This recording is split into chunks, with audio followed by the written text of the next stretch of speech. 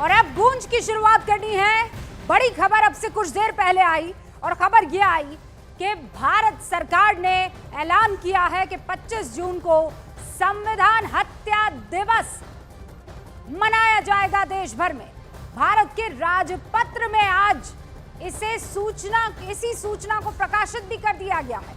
इस जानकारी को ट्वीट करते हुए अब से कुछ देर पहले केंद्रीय मंत्री गृह मंत्री अमित शाह ने पूरे देश को जाहिर किया और अब से कुछ देर पहले प्रधानमंत्री नरेंद्र मोदी का भी इस पर कोट ट्वीट आया। यानी अमित शाह ने ट्वीट किया और उसके बाद प्रधानमंत्री नरेंद्र मोदी ने संविधान हत्या दिवस उस हैशटैग का इस्तेमाल करते हुए ये लिखा है कि ये हमें याद दिलाएगा कि कैसे हिंदुस्तान के संविधान के साथ, भारत के संविधान के साथ गड़बड़ियां की गई थी। और ये वो दिन भी है जब हम उन तमाम लोगों को याद करेंगे जिन्होंने इमरजेंसी के दौरान सरकार ने जो पतन करने की कोशिश की थी संविधान की और लोकतंत्र की, उन्हें याद दिलाया जाएगा। उस दिन को याद दिलाया जाएगा कि कांग्रेस ने कैसे संविधान की हत्या करने की कोशिश की, कांग्रेस ने कैसे उस काले अध्याय को भारत के इतिहास में जाहिर किया है। लोग याद करेंगे और उस याद को हमें ताजा रखना होगा। आपातकाल भारतीय इतिहास का काला दौर है। संविधान हत्या पर प्रधानमंत्री नरेंद्र मोदी ने यह ट्वीट किया। लोग याद रखें कि संविधान को कैसे कुचला गया था। और ये वो दिन भी है जब उन तमाम लोगों को याद किया जाएगा, इनफैक्ट उनके प्रति हमारा सम्मान जिन्होंने यातनाएं और प्रताड़नाएं इस दौरान झेली है।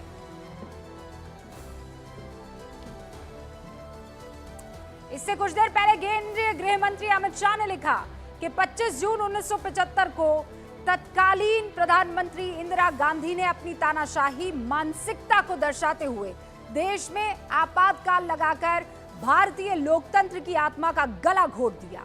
लाखों लोगों को कारण जेल में डाल दिया गया, मीडिया की आवाज को दबाया गया। भारत सरकार ने हर साल 25 जून को संविधान हत्या दिवस के रूप में मनाने का निर्णय लिया है। और जो वो द गैजेट ऑफ इंडिया, ये जो आपको इस वक्त भारत का राजपत्र नजर आ रहा है, इसमें इसकी पूर्ण सूचना दी गई है। ये दिन उन सभी लोगों के विराट योगदान का स्मरण कराएगा जिन्होंने 1975 के आपातकाल के अमानवीय दर्द को झेला है। आपातकाल के पीछे की वजहों को लेकर बीजेपी लगातार कांग्रेस को निशाना बनाती रही है। आप जानते हैं 1971 के चुनाव में सोशलिस्ट पार्टी के नेता राजनारायण को इंदिरा गांधी ने रायबरेली से हटा दिया था। राजनारायण ने अपने हरा दिया था, माफ कीजिएगा, और फिर अपने हार के खिलाफ इलाहाबाद हाईकोर्ट में अर्जी दाखिल कर दी। उनका आरोप था कि प्रधानमंत्री इंदिरा गांधी ने सत्ता का दुरुपयोग करके चुनाव जीता है। इंदिरा गांधी को हाईकोर्ट में पेश होना पड़ा। ये किसी भारतीय प्रधानमंत्री के कोर्ट में उपस्थित होने का पहला मामला था। फिर 12 जून 1975 को इलाहाबाद हाई कोर्ट ने मामले पर अपना फैसला सुनाया। जस्टिस जगमोहन लाल सिन्हा ने अपने फैसले में इंदिरा गांधी को दोषी पाया और उनके चुनाव को रद्द कर दिया। मामला सुप्रीम कोर्ट पहुंचा। सुप्रीम कोर्ट ने हाई कोर्ट के फैसले को बरकरार रखा। 24 जून 1975 को बिल्कुल हूबहू बरकरार रखा। इसके बाद 25 जून 1975 आपातकाल की घोषणा कर दी। आपातकाल में नागरिकों के मौलिक अधिकार निलंबित हो गए। जेपी, वाजपेयी, आडवाणी, तमाम विपक्षी नेताओं को जेल में डाल दिया गया। सरकार ने उसी दिन की याद में ये दिन संविधान हत्या दिवस की घोषणा कर दी है। मोदी लगातार इस मामले पर तत्कालीन सरकार को घेरते रहे हैं। और कैसे, मैं आपको एक बयान के जरिए बताना चाहता हूं। आपातकाल सिर्फ एक राजनीतिक संकट नहीं था, लोकतंत्र संविधान के साथ साथ ये बहुत बड़ा मानवीय संकट भी था। अनेक लोगों को टॉर्चर किया गया था, अनेक लोग जेल में मृत्यु को शरण हुए थे। जयप्रकाश नारायण जी की स्थिति इतनी खराब हुई कि बाहर आकर के वो कभी ठीक नहीं हो पाए। ये हाल उन्होंने कर दिया था। और प्रताड़ना सिर्फ राजनेताओं की नहीं, आम आदमी को भी नहीं छोड़ा गया, सामान्य आदमी को भी नहीं।